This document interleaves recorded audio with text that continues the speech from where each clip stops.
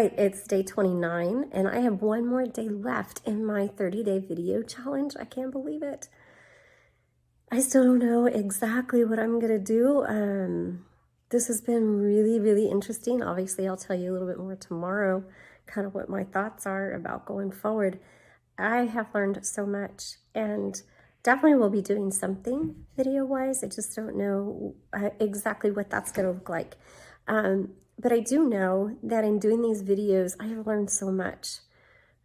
Just even sharing publicly the daily lessons that I learn, it really like reinforces it in my own mind. And it, as I'm sharing it, it like gives me a deeper revelation in my own head. And for me, it's been extremely beneficial. And so I will continue doing something. I'm not exactly sure how that looks. Today is video day again, typewriter day. And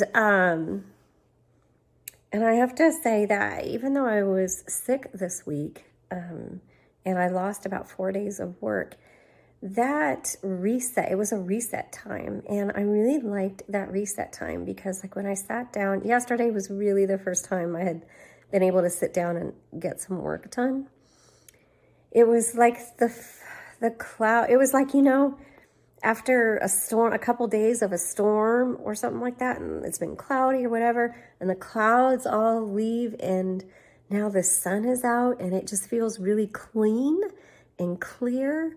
That's what it felt like yesterday. And I was like, oh my goodness, I love this. What do I need to do to replicate this reset? And really, it comes back to what I've talked about before is rest, I think. I mean, really, reset is, the word rest is right in there. I think it's really critical for us in our lives and in our business that we take a deliberate reset. And I'm not necessarily talking about a vacation. So, you know, if that's what that is, awesome. But where we, and I think it has to be fairly often, where we just shut down the internet, we disconnect. And I didn't tell you guys this, during that time when I was sick, I don't play games on my phones or whatever, but the last few months I had put like Spider Solitaire on my Kindle at night because I was like, I just want to do something mindless. But I found that those months that I was doing that at night, maybe an hour, if that, it actually had a pretty big impact. So I deleted those. Actually, the day I got sick, I deleted those and off of my phone and my Kindle. And I was like, you know what? Even though it was maybe 30 minutes to an hour a day, maybe, and usually at like 10 or 11 at night, there was something about being always on and having something interacting with us that we don't really know what it is. And with Chat GPT coming out and AI and all this stuff, I'm really like, you know, is this really beneficial? There's some ways that this helps. It helps us be more efficient and get things done. But do we have to be on it all the time? And when I was sick, I hardly touched my phone. The only time I was on my computer, I was listening to things, but most of the time I was just sleeping, resting, and looking. And the other time I did this was in January after I had done my latest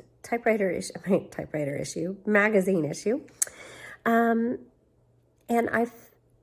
it was really restful afterwards to completely disconnect from a digital world and have that reset internally. I think it really does something for us. So I just want to encourage you to kind of ponder that and figure out how maybe you can reset yourself by literally, I don't know, ask yourself what that looks like for you. I know for me, a complete digital detox for several days in a row on a regular basis is now part of my priority. All right, tomorrow's the last day. We're looking forward to it. Bye.